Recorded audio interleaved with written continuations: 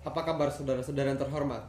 Kembali lagi dengan saya Muhammad Arif Revani, mahasiswa Universitas Palangkaraya, Fakultas Keguruan dan Ilmu Pendidikan, Program Studi Pendidikan Bahasa dan Sastra Indonesia, jurusan Pendidikan Bahasa dan Seni.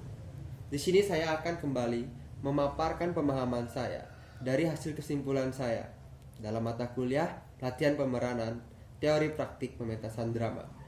Langsung saja kita kepada poin intinya, yaitu pembahasan bab 2. Hasil dari pemahaman saya, bab 2 drama sebagai teater.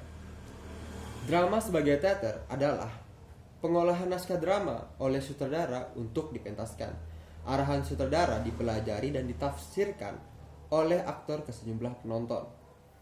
Arahan sutradara dalam hubungannya dengan penonton, ia memiliki tafsir sendiri terhadap apa yang dilakukan oleh aktor. Dengan demikian, ketika sebuah naskah dipentaskan ke sejumlah penonton dengan tafsir sutradara, aktor, dan tim artistik, naskah tersebut sudah menjelma sebagai karya teater. Selanjutnya, proses produksi pertunjukan teater. Dalam struktur organisasi teater, orang yang sangat berperan penting dalam mewujudkan pementasan adalah pimpinan produksi atau lebih dikenal dengan produser. Ia adalah orang yang merencanakan, mengatur, orang termasuk memilih sutradara dan seluruh kru atau awak produksi. Pimpinan produksi juga bertanggung jawab dalam mencari dana untuk membiayai semua kegiatan pelatihan, pementasan, dan marketing atau penjualan pementasan teater bekerja sama dengan semua kru pimpinan produksi. Selanjutnya, analisis naskah dan kelayakan pementasan teater. Naskah drama memiliki tingkat kesulitan yang berbeda ketika dipentaskan. Oleh karena itu, seorang sutradara harus mampu memilih naskah berdasarkan tema yang disampaikan, siapa yang akan menonton, dan tingkat kesulitan aktor mementaskan naskah drama tersebut.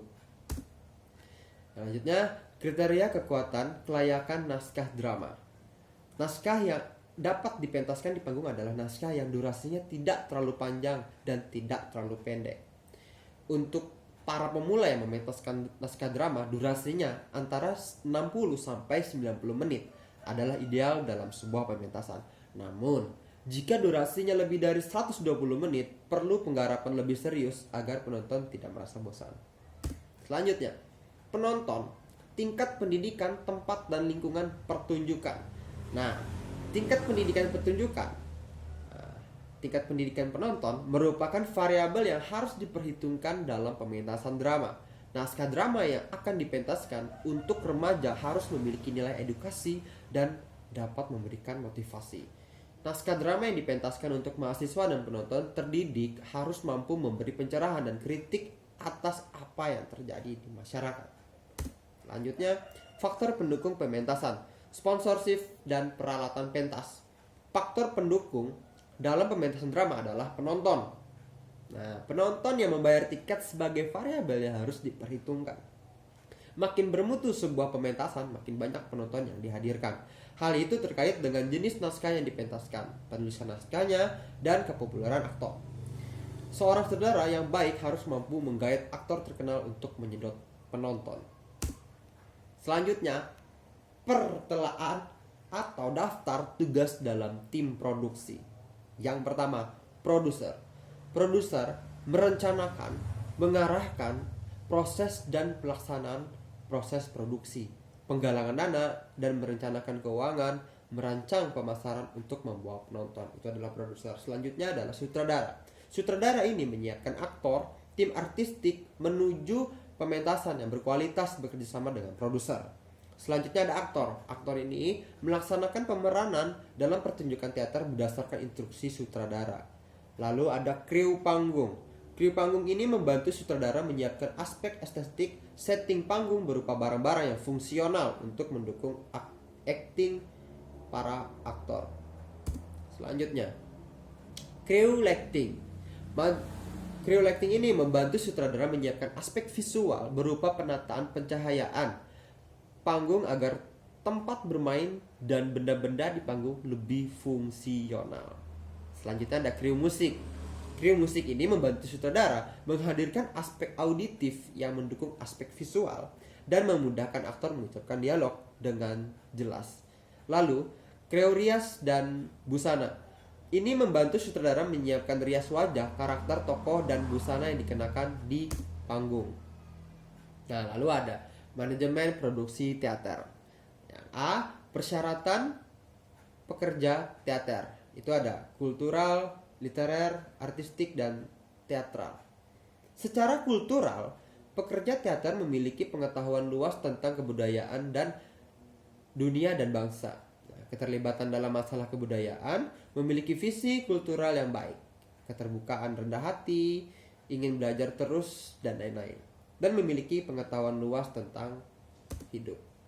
Lalu artistik. Secara artistik, pekerja teater memiliki pengetahuan luas tentang seni pada umumnya, keterlibatan dalam masalah kesenian pada umumnya, memiliki dedikasi dan kecintaan pada seni, mampu mengembangkan kreativitas, originalitas melalui pengembangan 3 moto kreativitas, yaitu imajinasi, kemauan, perasaan, dan memiliki visi artistik yang baik, citra rasa, sofistikasi, kepekaan, keterbukaan yang dikembangkan melalui penghayatan yang dalam atas musik, puisi, lukisan, tari, dan sebagainya.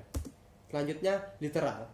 Secara literal, pekerja teater memiliki pengetahuan yang luas tentang sastra pada umumnya dan drama pada khususnya.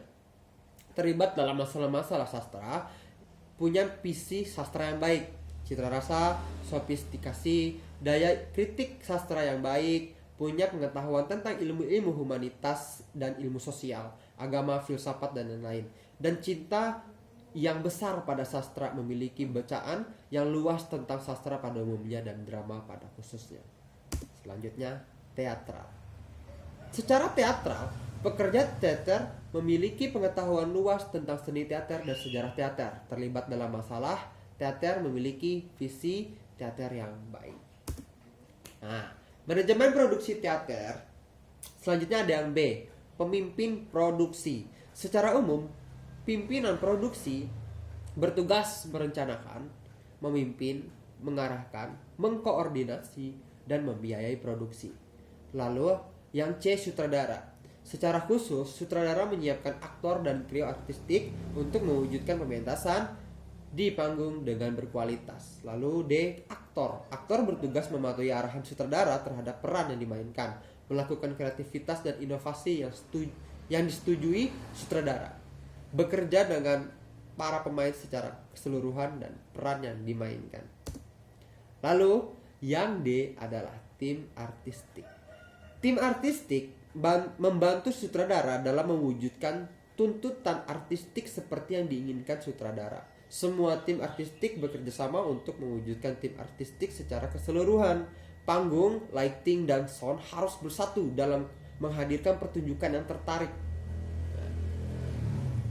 Jadi biasanya tim artistik berkolaborasi dengan para seniman dalam mengoptimalkan karya artistiknya.